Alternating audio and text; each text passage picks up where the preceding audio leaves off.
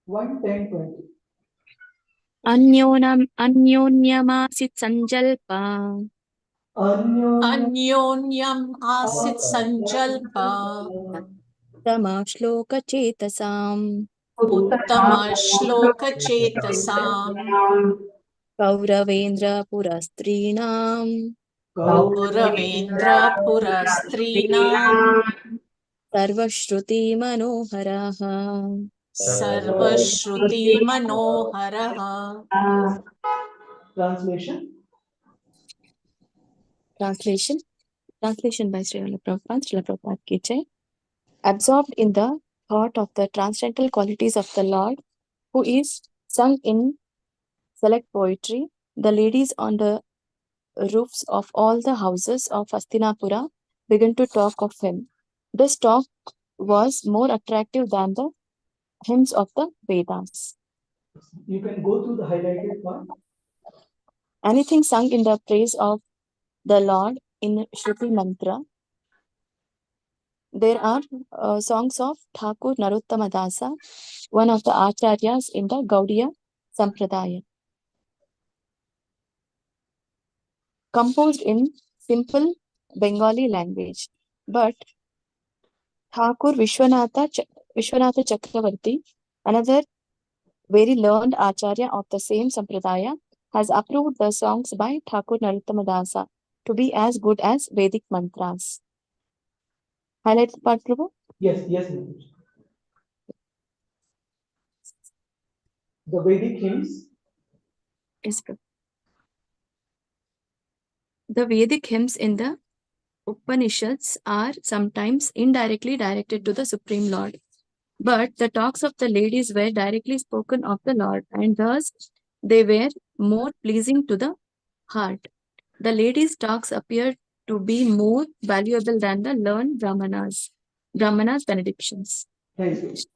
So here in the purport, Srila Prabhupada is giving reference to the compositions of our predecessor acharyas, specifically the songs of Srila Narottam Das Thakur, who appeared just around the time of the Goswamis. In fact, he was one of the principal students of Srila Jiva Goswami. And they are considered as authoritative descriptions, just as good as the glorification of the Lord given in the Vedas. And Srila Prabhupada mentioned that other prominent acharyas in the Vaishnava Sampradaya, Gaudiya Vaishnava Sampradaya, including Srila Vishwanath Chakravarti Thakur, they have also waited for the compositions of such great acharyas. In fact, all of you will be pleasantly surprised to know that all these courses that we have, like ISKCON Disciple course, then Bhakti Sadachar, we have Bhagavad Gita level 1, 2, 3, Bhakti Shastri, Bhakti Vaibhav, and so on and so forth.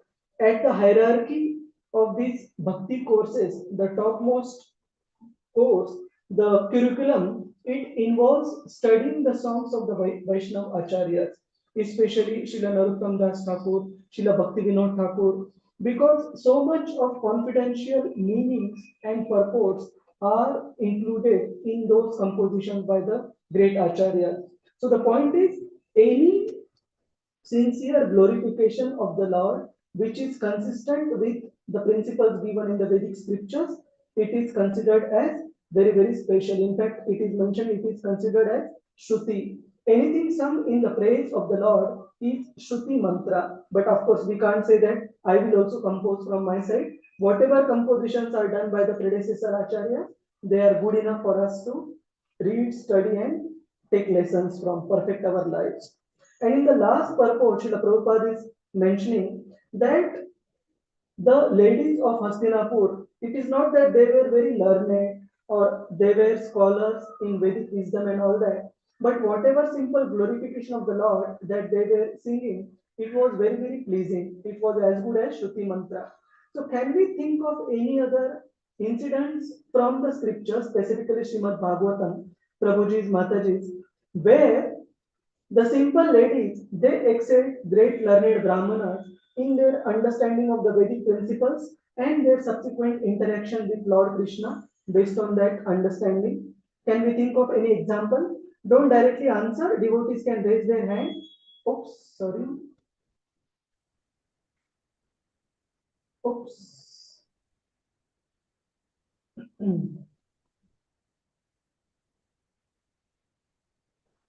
So anybody would like to answer the specific incident where the ladies, simple ladies, they excelled great learned brahmanas in glorification of the Lord and their subsequent interactions.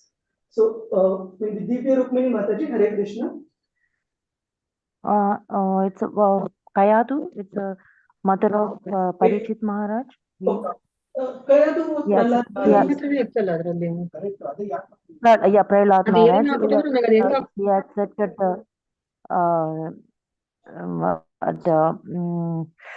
what's it? I forgot the name. You can explain. We will help you. Yeah, she is in the ashrama. She served Yes, she was in Narad Muni's ashram under his care. Narada Muni is, and then after that, Parikshit Maharaj is the great devotee of. Prahlad Maharaj. Sorry, Prahlad Maharaj is the great devotee, even if he's in. Yes, so father is. Yes, ma'am. So in Father is Kayadu, yes, ma'am. We can understand that she was a very simple lady, but because of her simplicity, she learned from Narad Muni, and more importantly, the child within the womb grasped those bhakti concepts and became a Mahabhagavat devotee. But we are looking for example, Mataji, where the ladies were very simple-hearted, but when it came to application of their understanding of Vedic wisdom, they far excelled even the learned brahmanas. There is a very prominent pastime mentioned in Krishna book for this. Anyone wants to volunteer to explain that pastime? Hare Krishna, Prabhuji. Hare Krishna, Prema Prakash Prabhu. Yes, Prabhuji. The Krishna and the boys who were hungry while playing, Krishna tells the boys to go to Brahmanas who were performing sacrificial yagna to go and ask for a food. And they went there and said, Krishna has asked for food for all of us because we are hungry. Brahmana said, nothing doing. You will not get it until we finish the yagna properly. We will serve you only after that. Then they came back and Krishna sent them to the wives of Brahmanas in the village. And wives of Brahmanas, the moment they heard about Krishna, they immediately started giving everything that they had and possessed in the house as a food. Very nice. And in fact, they packed the food and they immediately started with the cowherd boys to offer that offering of love to Krishna and Balaram. In fact, just one small addition to what Prabhuji mentioned, the learned brahmanas who were conducting Vedic sacrifices, when the cowherd boys approached them that Krishna and Balaram are here and they are hungry, give us the food. The Vedic learned brahmanas, they were so busy conducting the yajna, they simply ignored the boys. They did not even pay any attention, which is very hurting, right? Somebody is hungry, has come to ask for food, and they are not even offered any sweet words or anything in reply. They simply ignored. And the cowherd boys, they went back despondent back to Krishna and Balaram, and Krishna and Balaram again requested them to ask to the Brahmanas' wives, and who were simple ladies. And it is explained that they knew very well when they were leaving the Brahmanas' ashrams with all the food offerings packed for Krishna and Balaram, that they would not be taken back in the ashram. That means they would not be accepted again by their husbands when they are living in such way. But their surrender to the Supreme Lord was such similar to the Gopi surrender during the Rasa Leela that they did not bother. Even if we are not accepted back into the family, we are okay to surrender ourselves completely and offer this foodstuffs that we have prepared for Yagina offering as a for the pleasure of Krishna and Balaram. And subsequently, when it is time that Krishna and Balaram lovingly accept their offering and request them to go back to their ashram, the ladies of the wives of the Brahmanas, they say that, my dear Lord, our husbands will not accept us now. And Krishna and Balaram says, don't worry, now they have come to their senses by our grace, and they will surely be acknowledging of their own mistake, and they would properly except you, and in fact glorify your surrender towards us. So in fact, when the wives of the Brahmanas go back, the Brahmanas condemn themselves that hell with our Vedic learnings and all that. When it was time for the Supreme Lord, for whose pleasure we are conducting these yagyas, he had asked for offering. We could not understand it, and we did not even acknowledge the presence of the coward boys, and we totally neglected them, and in that way lost that opportunity to please Krishna and Balaram. So that is one more similar incidents where we see that the simple ladies, the wives of the Brahmanas, they outclass their learned husbands in terms of application of Vedic wisdom. Any thoughts, anything any devotee want to share on this particular point, Prabhuji's, Mataji's? How a simple glorification of Lord Krishna is very, very valuable. And Krishna personally cherishes that as well. Any devotee wants to share something? Let me see the... Yes, and regarding Krishna's glorification in terms of various means where materially it might be condemnable, but for Lord Krishna it is very, very cherishable, relishable. Aishwarya Subhadra Mataji has mentioned this composition from Srila Bilwa Mangal Thakur, Chaurashtakam. So where Lord Krishna is glorified as the Makhan Chor, as Navanita Chauram. Navanita means freshly churned butter. And yeah, Brahmana's wife, Dhanya Dhameshwari Mataji has remembered correctly. So we Hare proceed. Krishna. Hare Krishna. Prabhuji. Yes, Nagapatnis, actually, they knew the yes. Supreme Personality's position, Prabhuji, whereas the Kalinga, he was not knowing. Yes, so So this is probably another came. amazing example. Yes, Mataji. Nagapatnis. In fact, they were the prayers of Nagapatnis because of which Kaliya got saved. Otherwise, he was almost lifeless by the time Krishna had finished, when Krishna was dancing on the hoods of Kaliya. So those soft lotus feet of Lord Krishna, which were even softer than butter for Mother Yashoda and all the inhabitants of Rajabhumi, for Kaliya they were like thunderbolts, and he was almost lifeless after omitting all the poison and then all the blood. He had lost all power. So Nagapatni's prayer is also very important. Rohini Mataji, Hare Krishna. Hare Krishna, Prabhuji. One instance I remember is Krishna in Dwarka says, nobody can cure me except when I get dust from devotees' feet. And nobody is ready to give the dust. And then he goes and says, please go and ask gopis. And the gopikas, everybody will get ready and say, we don't mind if we go to hell, but our Krishna should get well. And they finally give it. Hare Krishna. Yes, thank you, Rohini Mataji, for sharing this. So even the great yogis and rishis, they refuse to give their dust of their feet, knowing that if that dust touches Lord Krishna's forehead, they will have to suffer in hell. But gopis were, even their love for Lord Krishna was so much that they were willing to suffer in hell for rest of the eternity if it brings a momentary relief from headache to Lord Krishna. So with these examples we proceed. How no material disqualification is a disqualification for a devotee to advancing Krishna consciousness, provided one is sincere. And like we saw in so many wonderful examples, from Kayadu to the Brahmana's wife, to the Nagapatnis, to the simple damsels of the Vrajabhumi. Hare Krishna. So we proceed. Oops.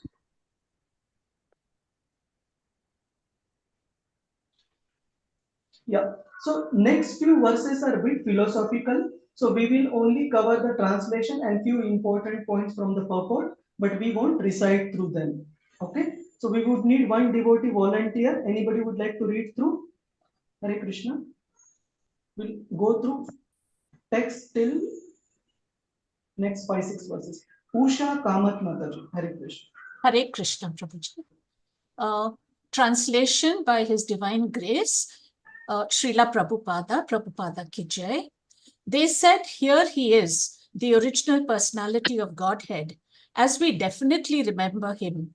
He alone existed before the manifested creation of the modes of nature, and in him only, because he is the Supreme Lord, all living beings merge as if sleeping at night, their energy suspended. Purport? Purport, we won't go through all the purport because it is bit technical and quite long, so it will take us very long.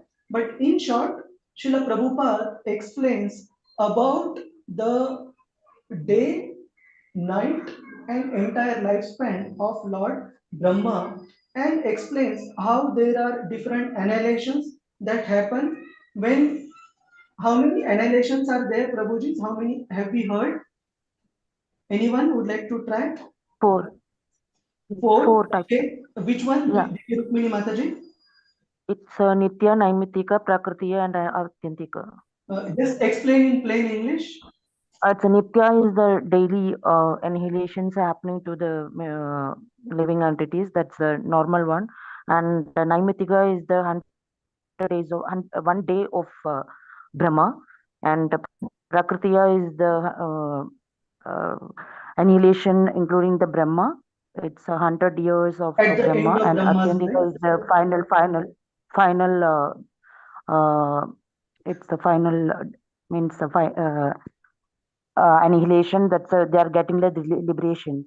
That's the. Okay, so here in the purport, just for the simplicity sake, 2 types of annihilations are mentioned. One type of annihilation, as the Mataji mentioned, at the end of Brahma's day. And when does the end of Brahma's day happen?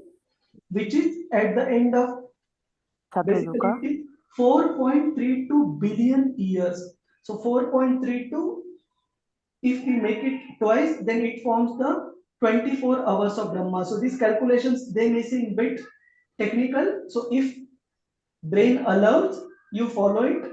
But if somebody finds it too difficult, just try to appreciate that what is the position of Lord Krishna.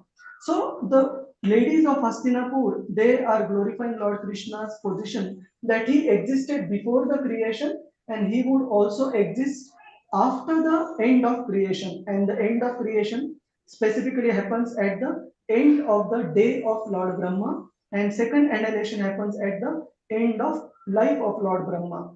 And if we refer to third canto of Srimad Bhagavatam, there is one more step that is mentioned for annihilation, which sometimes happen at the time of changing of Manu in the day of Brahma. So there are how many Manus in the life of, not life, day of Lord Brahma? 14. Yes, Prabhuji. Try. 14 Manus? 14 Manus, yes. 14. 14, 1 4. So sometimes when one Manu is changing, so giving charge to second Manu, that time, during that time, there are sometimes annihilations, but that is not the main annihilation. Main one is at the end of Brahma's day and one is at the end of his life. And proper calculation of Brahma's life is given in 4th chapter, beginning verses. Srila Prabhupada mentions in Bhagavad Gita purports very nicely how the sum comes to 311 trillion 400 billion years. That forms the entire 100 years of Brahma's life. The ladies talking about this Vedic truth must have heard it from authoritative sources. An authoritative source is the only means of knowing about transcendental subject matter, definitely. There is no alternative. So Prabhupada in the purport is explaining how come the ladies know so nitty-gritties about Lord Krishna's greatness, when he appears, how long does the creation last. So these ladies may seem very, very simple, like housewives and all, but their understanding of Lord Krishna was very perfect because of process of, what was the process that we discussed a while ago? How did they learn about Lord Krishna? Through Hearing. Hearing, yes. So here Prabhupada is writing that they must have heard from authoritative sources, and we know very well that when Lord Krishna was there, either in Hastinapur or later on in Dwaraka, great authorities about Lord Krishna, including Naradji himself, including various devatas and all, they also were regular visitors. So we can probably just try and guess that some of these personalities, these ladies of Hastinapur would have heard about Lord Krishna, and their understanding was very solid. Usha Kamat Mataji, please proceed. Hare Krishna, Prabhu. Hare Krishna. Hare Krishna. Divya Rukmini Mataji, yeah. Prabhu, I have a small doubt. It's can I ask now? Or? Yes, Mataji. This shloka 21 is a little bit confusing.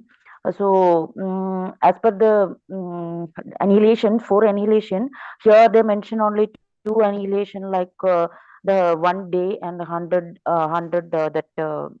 end of the Brahma's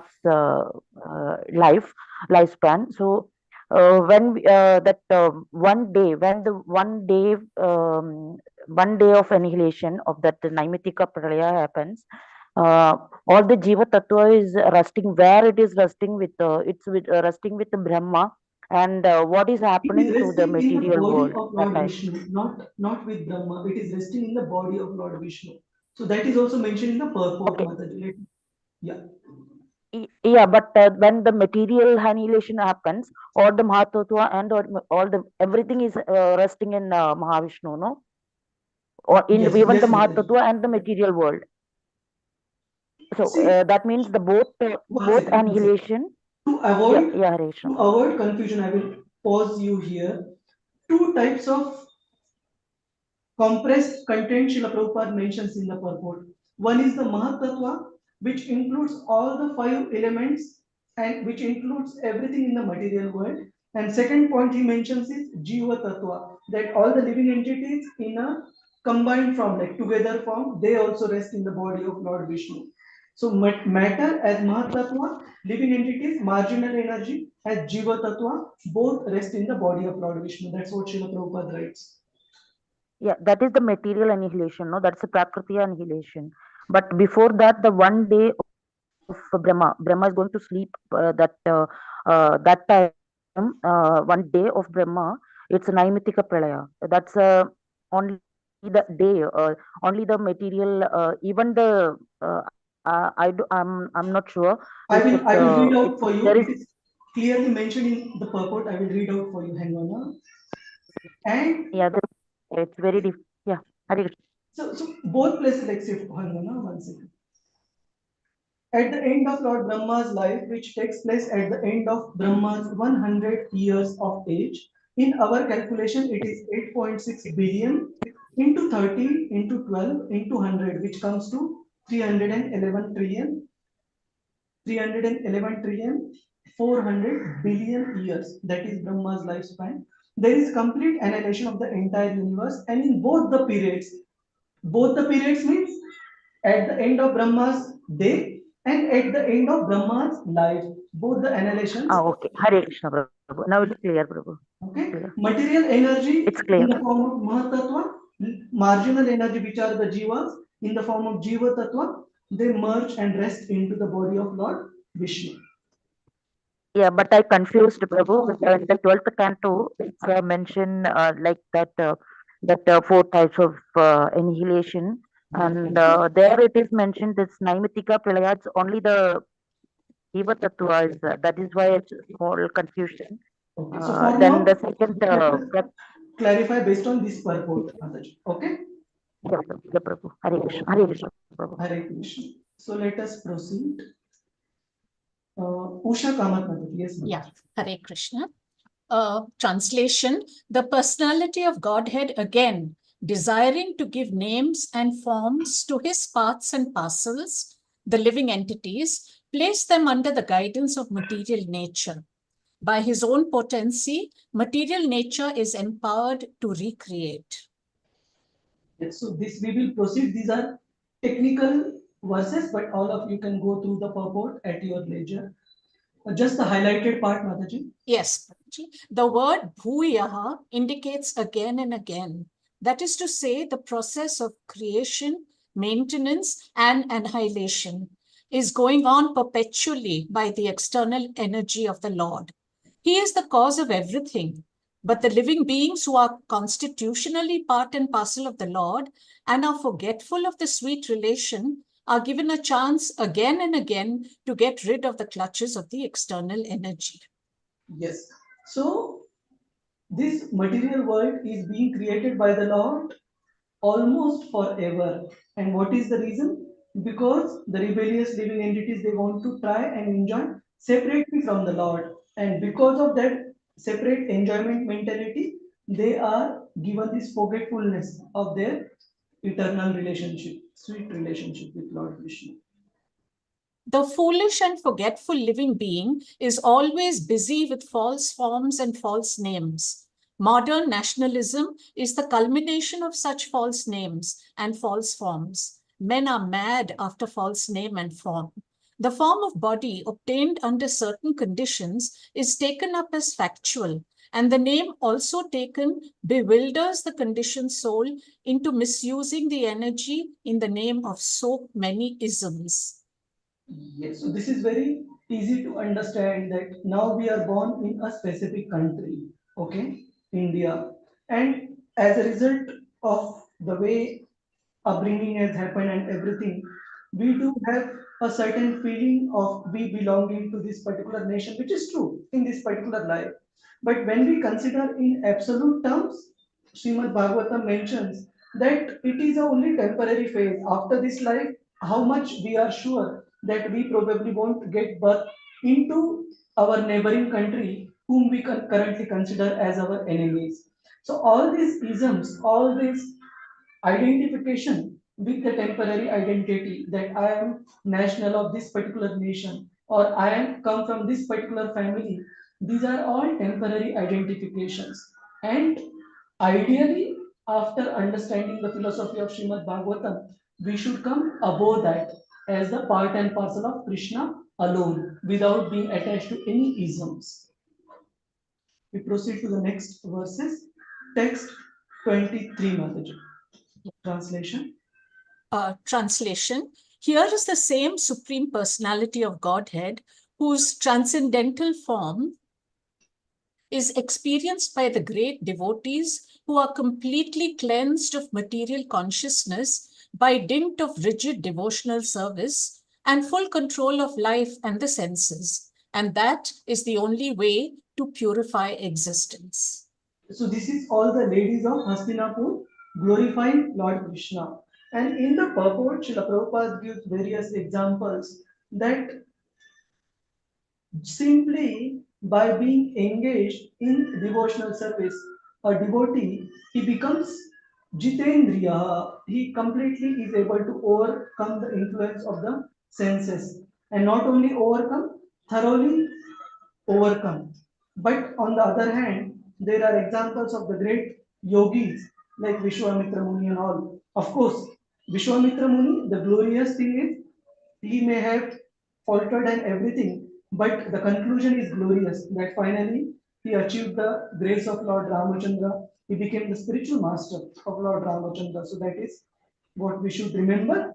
But his past, we see that he also faltered when he was trying just based on the strength of yogic power alone.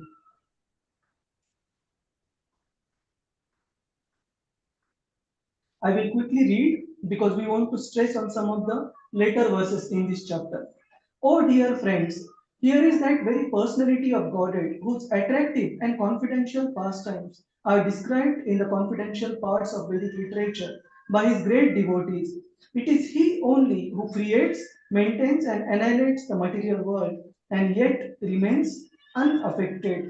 So, specifically, the process of creation, Sarga and Visarga, primary and secondary creation, we will read in great detail in second and more specific in third canto of Srimad Bhagavatam. But it is mentioned, and we also saw it briefly in the first canto earlier portion, how Lord Krishna is both the material cause and what was the other word? Prabhuji's Mataji? Material cause and do we recollect the example of the potter and the pot? Lord Krishna? Cause and effect, Prabhu. No, not cause and effect. Basically, he has created all the ingredients, plus he has given the intelligence to Lord Brahma. Of course, cause and effect is also not wrong, but specifically, we were discussing about how ingredients wise and intelligence wise, he has given the details for creation and he has also given the raw ingredients. So Krishna is the person behind creation, maintenance and annihilation. So these verses you can go through Prabhuji's, Mataji's. I will proceed slightly.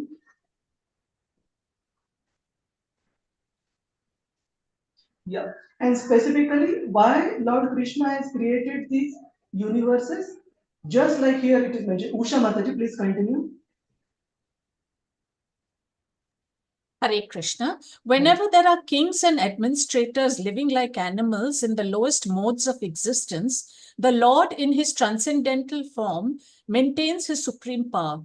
The truth positive shows special mercy to the faithful, performs wonderful activities, and manifests various transcendental forms as is necessary in different periods and ages. So specifically, Srila Prabhupada mentions that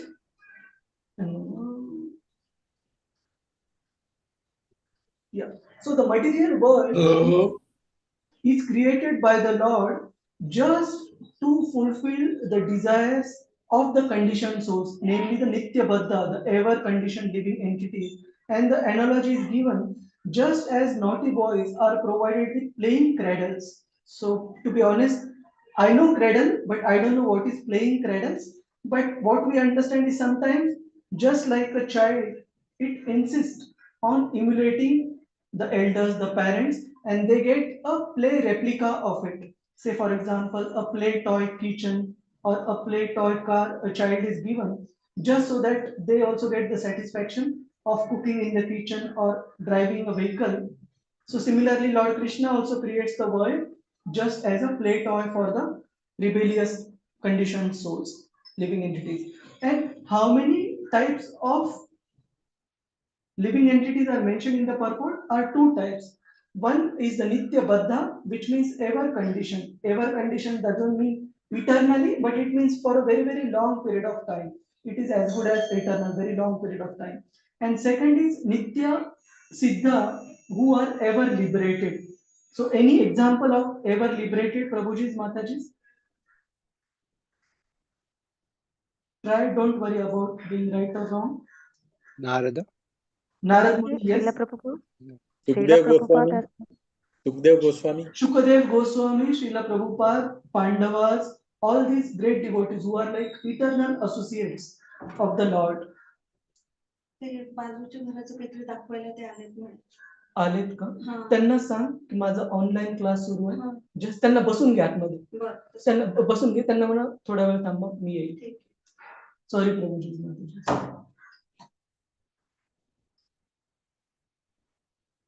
Yeah, so Nitya Siddhas we saw like eternally liberated personalities like Narada Muni and Lord's eternal associates Pandavas and so on and so forth. Similarly, Nitya Baddha means for a long, long period of time they are conditioned. But even liberated living entities, there are three types. One is Nitya Siddhas we saw. Second is Sadhana Siddhas. Sadhana Siddhas means those conditioned souls who subsequently became liberated based on the strength of Bhakti principles. Can we think of any Sadhana Siddhas, Prabhuji's, Mataji's? Any devotee who perfected their lives based on the principles of sadhana bhakti given to them. There are many, don't worry about being right or wrong, try. Narada Muni? Narad, yes, Narad Muni, I agree that although we mentioned him as a Nitya Siddha a while ago, but he himself mentions the story from his previous kalpa, from Brahma's previous kalpa, how he achieved. Parikshit Maharaj, I would say he is the eternal associate Maharaj. Dhruva Maharaj. Dhruva Maharaj is a better example because Dhruva Maharaj definitely had material, you can say, inclinations when he started his devotional service. But he followed the path as shown by Narad Muni, achieved perfection. So Dhruva Maharaj is one. So that is Sadhana Siddhas. And third, we saw Nitya Siddhas, Sadhana Siddhas, and third is Krupa Siddhas. That means who, based on their own qualification, they were not meant to be liberated, but who were shown special mercy by the Lord. Can we think of any Krupa Siddhas? There is one very famous example of Krupa Siddha, person who was not qualified, who got the mercy of the Lord. Mrugari Prabhuji. Okay, yes, Mrugari will come. He was not qualified. Yes, definitely. Narad Muni, mercy. Sorry, Gopi, loudly, Mataji. Gopikas. Gopis are Nitya, they are eternally liberated, Mataji. Eternal association. Gajendra Prabhu. Gajendra. P.S. Murthy Prabhu, you mentioned Gajendra. Hare Krishna. Okay, so in Gajendra's case, definitely he had performed devotional service in his earlier life as Maharaj Indradyumna. Okay, any devotee who was totally, we shouldn't say hopeless case, but who just got survived and attained perfection. Can we think of any names? Valmiki Prabhuji. Parikshit Maharaj. Parikshit Maharaj is also eternally liberated devotee, Mataji. Valmiki Prabhuji. Valmiki, I would say more is a Krupa Siddhas. He got the mercy of Narada Muni to reform from highway robber to a great devotee. He was Jagai and Mugai. Jagai and Madai, they got the mercy of who? Chaitanya Mahaprabhu. Yeah, more than Chaitanya Mahaprabhu was Nityananda Prabhu. Nityananda Prabhu. And then subsequently Chaitanya Mahaprabhu. Ajamel, yes, Prabhuji, can we think of Ajamel? Almost on the verge of being pulled by the Yamadutas, but just got saved when Lord Vishnu gave him the benefit of doubt. That although he called Narayan to refer to his son, Lord Vishnu took it as he called me and gave him the full benefit of that. So these are all Krupa Siddhas, which means exception cases. Like just like example is given, say like sometimes these washing powders and commercial products, they give certain coins, say gold coins, silver coins, or any vouchers in their sachet. So out of 1,000, 5,000, 1% will get that gift voucher in the sachet. But 44,999 people, they will buy the product, but hardly one will get. Similarly, out of rare cases, sometimes Krishna also does transcendental advertisement through the means of Krupa Siddha devotees, where these devotees get special mercy and attention of the Lord. Any question, Prabhuji's Mataji's, why Lord Krishna creates? How many types of living entities are there? Two high level we saw Nitya Baddha, Nitya Siddhas. And along with Nitya Siddhas, we saw other two types of liberated living entities, including Sadhana Siddhas and Krupa Siddhas. So these are three types of liberated and one type of conditioned living beings. Any questions on this, Prabhuji's Mataji? Hare Krishna. Just give me 1 minute, okay? Hare Bol.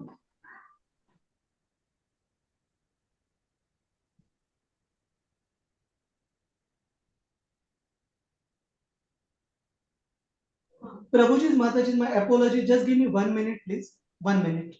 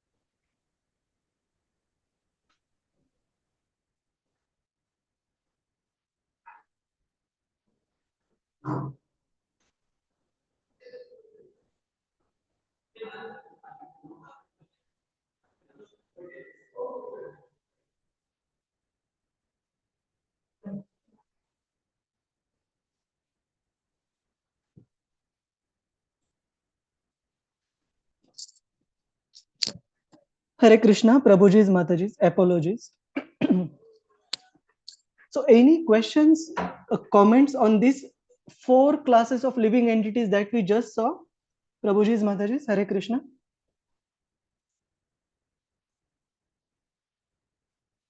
Hare Krishna, yes, no? No, Prabhuji, no. Okay, okay, we proceed. Yes, so Aishwarya Subhadra Mataji has also given example. So for Bhakti Siddhanta Saraswati Thakur, Srila Prabhupada has quoted many times that he is a eternal associate of the Lord in the Vaikuntha. Prabhupada used to fondly remember that he was a Vaikuntha man. That means such type of great personalities, they don't come to the material world like we come. We are forced to come. They come because of specific mission given by Lord Krishna. And similarly, Gajendra, we see is a Krupa Siddha. Jagai Madai, we see Krupa Siddha. Of course, in case of Gajendra, earlier life, he did practice devotional service as Maharaj Indradumna, but that specific life, he got the mercy of the Lord. Jagai Madai also we discussed. Nalakuver and Manigriv. Nalakuver and Manigriv, they also got the mercy of pure devotee of the Lord, Narad Muni. Hare Krishna. So we proceed.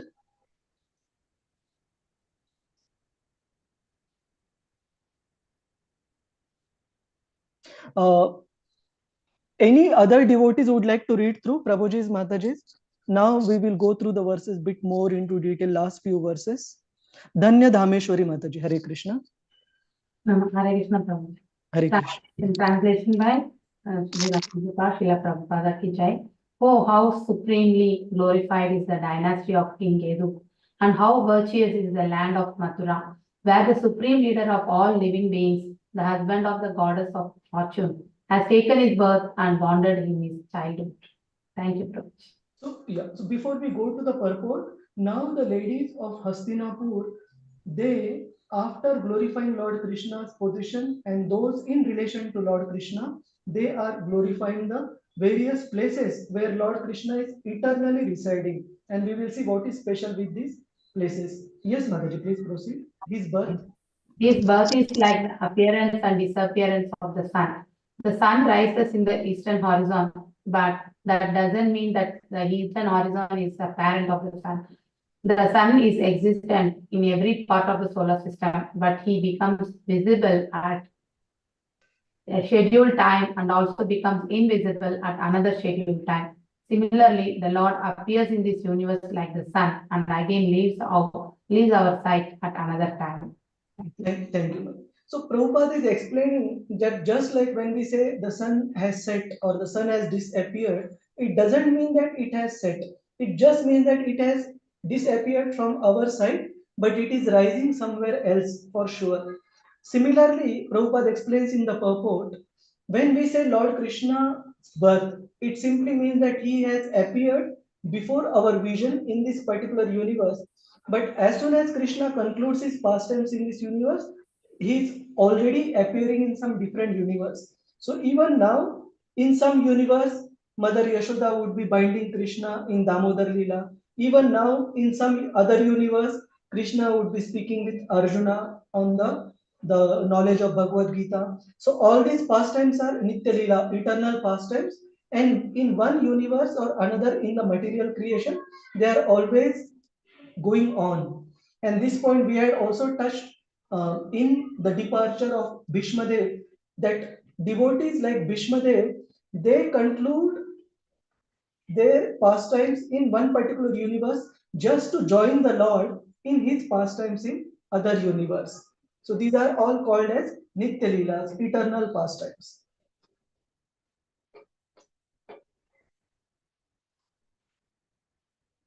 Yes, who was reading? Dhanya Dhameshwari Mataji, please continue. Yes. Undoubtedly, it is wonderful that Dwaraka has defeated the glories of the heavenly planets and has enhanced the celebrity of the earth.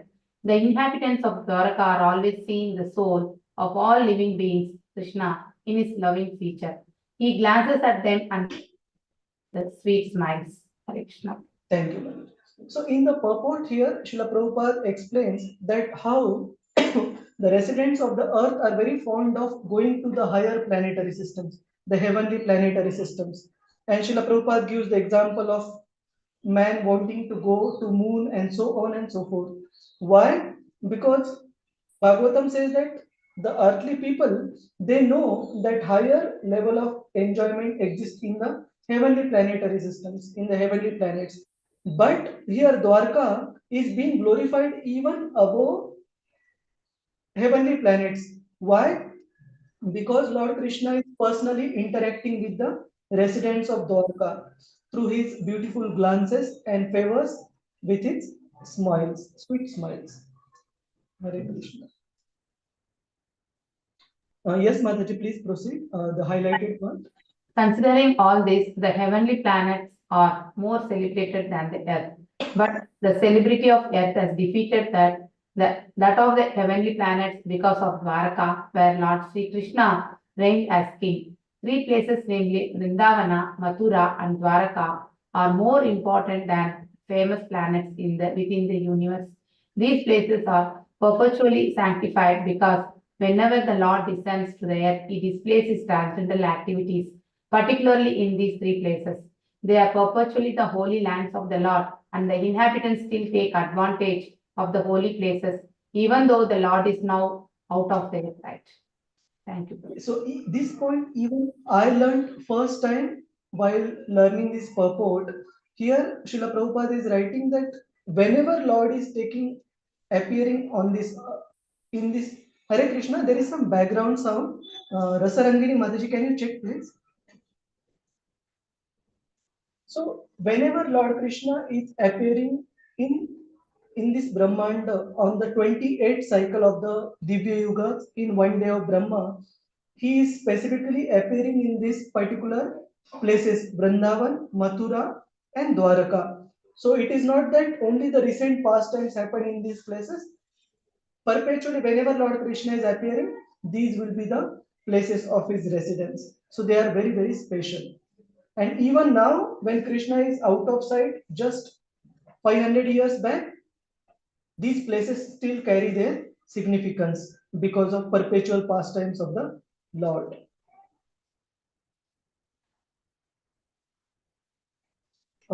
Any other devotee would like to read through Prabhuji? Ishwari Murari Priya Mataji, Jagadananda Murari Prabhu. Hare Krishna. Hare Krishna, Prabhu. Yeah. Translation. Oh friends, just think of his wives, whose hands he has accepted. How they must have undergone oaths, baths, fire sacrifices, and perfect worship of the Lord of the universe to constantly relish now the nectar from his lips by kissing. The damsels of Brajabhumi would often faint just by expecting such favors. Thank you. So in the purport, Srila Prabhupada explains about various consorts of the Lord, how they were shown great favor by the Lord, including Lord Krishna's principal queen. Who was Lord Krishna's principal queen? Yes, Prabhuji's Mataji's? Rukmini Devi, yes. Rukmini Devi, that Srila Prabhupada explained that how, although father was very much inclined to offer Rukmini in marriage to Lord Krishna, Rukmini's elder brother Rukmi was not at all in favor. And he wanted to have Rukmini married to Lord Krishna's cousin, Shishupal. And how Krishna basically took Rukmini amongst all the desiring princes who were desiring her hand, just like a lion takes away his share from the jackals.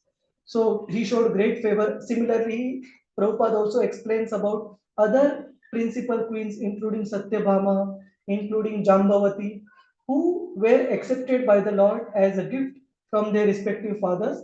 And subsequently, Prabhupada also explains about the 16,108 queens of Dwarka. Sorry, not 16,108, 16,100 queens who were actually the different princesses who were kidnapped by Bhaumasur, and how Lord showed them great favor that they had nowhere else to go. They prayed to Lord Krishna to be protected from Bhaumasur and be accepted, because nobody else would accept them because of the Bhaumasura having captured them and they having stayed in his captivity. And Lord Krishna accepted all of them and treated them with love, respect, and care. So the ladies of Hastinapur are glorifying the position of the queens of Dwaraka.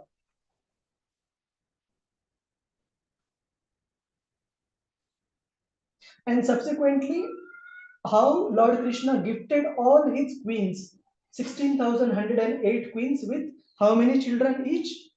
How many children each of these queens had? 10 children. And Prabhupada mentions in the purport, Krishna had 1 lakh plus family. But if we consider 10 children, that is a round figure that is given. But as such, children itself counting was around 1,61,000 plus, because of each queen having 10 children each. So it was a huge family. And subsequently, Krishna also showed favor to the Yadu dynasty by making them all conclude their pastimes before his eyesight. So before Krishna concluded his own pastimes, he made sure that all the Yadus, they also get liberated and go back to their respective positions in the spiritual world or in the heavenly planets. So Krishna showed favor to them as well. Yes, so now we come to the concluding part of the glorification of Lord Krishna by the ladies of Hastinapur. Last 2 verses, 30, 31. Then we go to the concluding part.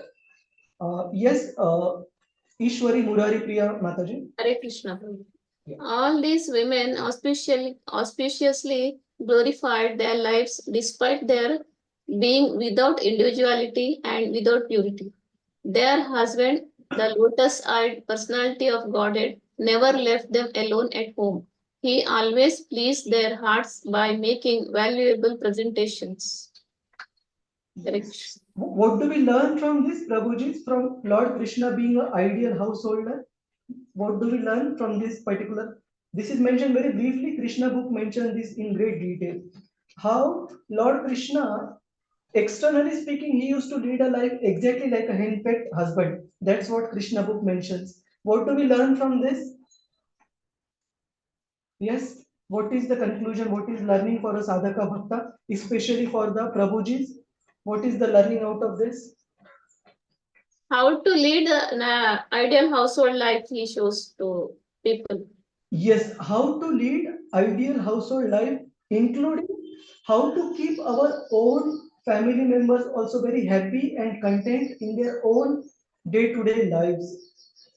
It is mentioned that charity begins at home. Sometimes, as a devotees, we are very generous and large-hearted to the outside public, but when it comes to our own immediate family members, including our spouse, our children, sometimes we are very harsh in our dealings with them, insensitive. But we can see from Lord Krishna's own example that, say, for example, Lord Krishna gifted Rukmini Devi Parijat flowers. Satyabhama got upset, and what did Krishna do to please Satyabhama?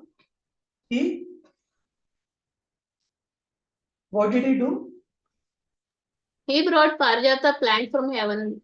Yes, and not only did he bring Parijata plant from the heavenly Nandakanan garden, but he also fought with Indra, who, when he was offered resistance. So the point is, Krishna, not only this is one example, second example we also see in the Shamantak jewel pastime, when Shatrajit was killed, Satyabhama's father, she came crying to Lord Krishna, and Krishna immediately took it upon himself to pacify her by punishing those who were behind the conspiracy to kill Satyajit. So Krishna did not say that, okay, just let it be and don't bother about it anymore. He personally took it upon himself to bring justice to Satyajit's murderers so that Satyabhama is spared. So these are some of the, also it is mentioned, even though Lord Krishna lived as a henpecked husband, when it came to setting a very ideal example of family life, he used to get up early in the morning, although the beds and the company of the principal queens and all the queens for that matter, it was very pleasing. Krishna made it a point to follow the morning sadhana very, very strictly. So that is also one of the things which we can learn, how to lead a life as an ideal householder, including keeping the family members pleased and following ideal sadhana practice. Any thoughts on this particular point? Oh, sorry. Has everyone been muted? Okay. Please don't mute Dhanya Dhameshwari Mataji. Let them be able to unmute themselves. Okay. But if there is any disturbance, then we take care.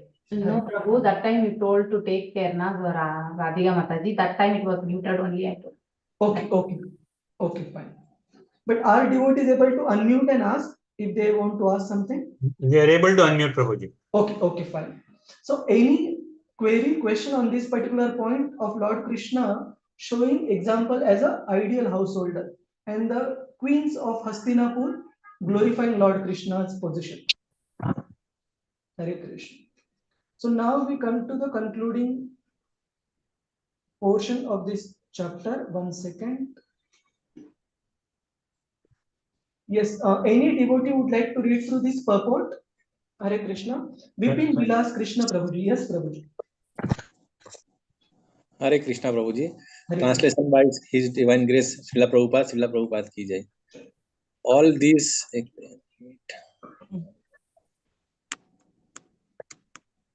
women.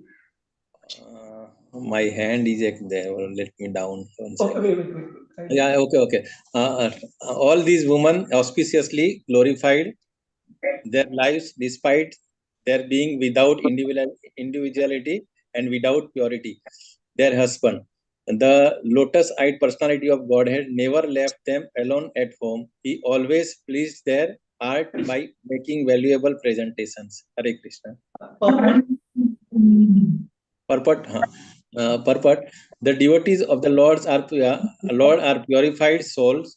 As soon as the devotees surrender unto the lotus feet of the Lord sincerely, the Lord accepts them, and thus the devotee at once become free from all material contaminations. Such devotees are above the three modes of material nature. There is no bodily disqualification of a devotee, just as there is no qualitative differences between the Ganges water and the filthy drain water. When they are amalgamated, women, merchants, and laborers are not very intelligent, and thus it is very difficult for them to understand the science of God or to be engaged in the devotional service of the Lord. They are more materialistic and less than them. They are the Kirats, Hunash, Andras, Pulindas, Pulkas, Abiras, Kankas, Yavanas, Khasas, etc. But all of them can be delivered if they are properly engaged in the devotional service of the Lord. By engagement in the service of the Lord, the designative disqualifications are removed, and as pure soul, they become eligible to enter into the kingdom of God. Thank you. So here it is mentioned that for devotees, it is not a disqualification to come from any fallen background as long as we are connected with Lord Krishna in devotional service. Do we recollect Prabhuji's Mataji's this particular analogy of Ganges given in Nectar of Instruction, if I remember correctly? What was the analogy that was mentioned? Comparison of a body of a pure devotee versus Ganges. Anybody can explain? Yes, Prabhu, it is in Nectar of Instruction only. During rainy water, the Ganges water may be rainy water or rainy time or any time. If even though it is this drainage of the industries are also dumped into the Ganges, but still it is Ganges water. Same way, the outer the bodily conception of the any pure devotee may be something deformity or something, but still he is a pure. We should consider him as a pure devotee. Yes, very nice, Vipin Vilas Prabhuji. So even if the Ganges water externally seen, it may seem filthy because of drain water and all getting into it, but that does not make Ganges putrefied. Ganges still maintain their purifying potency. Similarly, for a pure devotee, it should not be considered if he comes from this particular caste, he comes from this particular race, he comes from this particular skin color, or he comes with any deformities in the external bodily features. Because of his purity and connection with the Lord in devotional service, his body is all pure, whatever background he. And typically, there is a famous verse in Srimad Bhagavatam where all these different types of fallen people coming from Kiratas, Hunas, Andhras, Pulindas, and all these backgrounds, they also can be delivered if they get connected with Lord Krishna in devotional service. And specifically, Bhagavatam gives the example of 16,100 princes who were in the captivity of Bhaumasur. Because ordinarily speaking, by the custom at that point in time, no man would accept them as wife because of they having stayed in the captivity of the demon Bhaumasur. So there was a question on their character, how they can be pure. But Lord Krishna accepted all of them. Not only accepted, he accepted them with all due respect and love and care. So he basically kept them as happy queens of Dwaraka. So now we come to the last part. Any devotee would like to read through Prabhuji's Mataji, Hare Krishna, Gita Pradeep Mataji. Hare Krishna. Translation. Maharaja Yudhishthira, although no one's enemy, engaged 4 divisions of defense, horse, elephant, chariot, and army to accompany Lord Krishna, the enemy of the Asuras, demons. The Maharaja did this because of the enemy and also out of affection for the Lord. Thank you. So we won't go to the purport. We will just see the synopsis of the purport. So Maharaj Yudhishthir and the Pandavas did 2 things as a gesture of their love and affection towards Lord Krishna. First thing, Maharaj Yudhishthir, as the sovereign king of the entire earthly planet, he deployed various defenses of army, military, in order to escort the Lord back to Dwaraka. And it is explained in the subsequent verses that Pandavas themselves also accompanied the Lord up to a certain distance when Lord Krishna himself insisted them on going back. So the army of the Pandavas, the assigned soldiers, they went all through till Dwaraka, and Pandavas went till some distance before Lord Krishna sent them back. Please continue, Mataji. If required. If required, Lord Krishna himself was sufficient to defend himself from the attack of others who counted the Lord as their enemy. But still he accepted all the arrangements made by Maharaja Yudhishthira because he could not disobey the king, who was his elder cousin. The Lord placed the part of a subordinate in his transcendental sporting, and though sometimes he puts himself in the care of Yashoda Mata for his protection in his so-called helplessness of childhood. That is the transcendental Leela of pastime of the Lord. The basic principle for all transcendental exchange between the Lord and his devotee is exhibited to enjoy transcendental bliss for which there is no comparison, even up to the level of Brahmananda. Hare Krishna. Just help with the 2-3 more translations. We are done. Out of profound affection for the Lord Krishna, the Pandavas, who were of the Kuru dynasty, accompanied him a considerable distance to see him off. They were overwhelmed with the thought of future separation. The Lord, however, persuaded them to return home, and he proceeded towards Dwarka with his dear companions. Yes. O Shaka, the Lord then proceeded towards Kurujangala, Panchala, Surasena, the land on the bank of the river Yamuna, Brahmavrata, Kurukshetra, Matsya, Saraswata, and province of the desert and the land of scanty water. After crossing these provinces, he gradually reached the Sauvira and Abhira provinces. Then west of these reached Dwarka at last.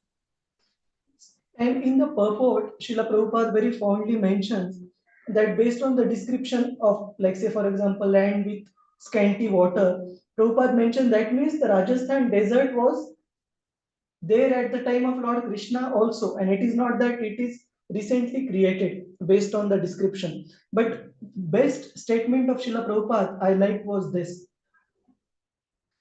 We may leave the matter. Can you read this, Mataji? We may leave the matter for expert geologists to research because the changing universe has different phases of geological development. We are satisfied that the Lord has now reached his own province, Dwarkadama, from the Kuru provinces. Kurukshetra continues to exist. So Prabhupada mentioned that whether those provinces existed or not, based on Bhagavatam understanding, we have our conclusion. But let the geologist discuss and that what we are happy with, that Lord Krishna is finally back home in Dwarka from Hastinapur. Yes, Mataji. Kurukshetra? Kurukshetra continues to exist since the Vedic age, and it is sheer foolishness when interpreters ignore or deny the existence of Kurukshetra. And the last translation for today. On his journey through these provinces, he was welcomed, worshipped, and given various presentations. In the evening, in all places, the Lord suspended his journey to perform evening rites. This was regularly observed after sunset. Thank you. Yes, so this is another example given of Lord Krishna leading the life as an ideal householder, that even through his day-to-day routine of traveling from Hastinapur to Dwaraka, wherever there were daily halts in the evening, Lord Krishna used to do his evening duties, including the duties after sunrise, the evening rites. So we should also take it as a clue for ourselves as a householder that try and mold our schedule in such a way that we have fixed time dedicated for Krishna in the morning, evening, so that our mind intelligence, it remains very strong and stout. It remains very, very sharp. What is right, what is wrong. Otherwise, morning program in the morning and then whole day for Maya. Then by the time we are back, we are already drained. So we should have some engagement in the evening. Like I have personally seen even people with hectic schedule and all dedicating 10-15 minutes in the evening either to say perform a short Gaura Aarti or even have a short reading time for themselves, like 15 minutes to 30 minutes or even 1 hour reading Srimad Bhagavatam in the evening after freshening up, or discussing Bhagavad Gita with the family in the evening. Any engagement which is suitable but a regulated one. It cannot be that we leave it to Krishna on one particular day, next day when we are not in mood, we just totally ignore it. We will see great nourishment and fulfillment even in our own day-to-day life if we try to have a very regulated schedule in Krishna consciousness. So with this, we conclude this particular chapter of Lord Krishna leaving Hastinapur for Dwaraka. How he is welcomed by Dwaraka Vasis will come in the next chapter. But before that, the last verse of this particular chapter explains how people on the way, wherever Lord Krishna was passing through, all these provinces, including Punjab, Rajasthan, Madhya Pradesh, Srila Prabhupada mentions in the purport how they treated Lord Krishna, how they welcomed, how they made various presentations, offered various gifts to Lord Krishna. as he was passing through and benefited greatly by pleasing Lord Krishna. So with this, we conclude this particular chapter. Is there any question, comment, thoughts, Prabhuji's, Mataji's? Hare Krishna. So, few quick announcements. How many of us have still not registered for the temple opening ceremony in August?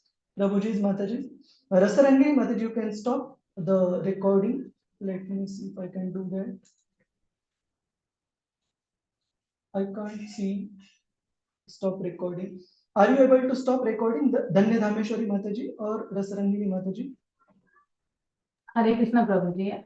I think you are the host. I think you only can do. Okay, hang on. Where is the option? There in that top left corner, YouTube, that down arrow you click, that will be stop option will be there. Okay, hang on. Krishna.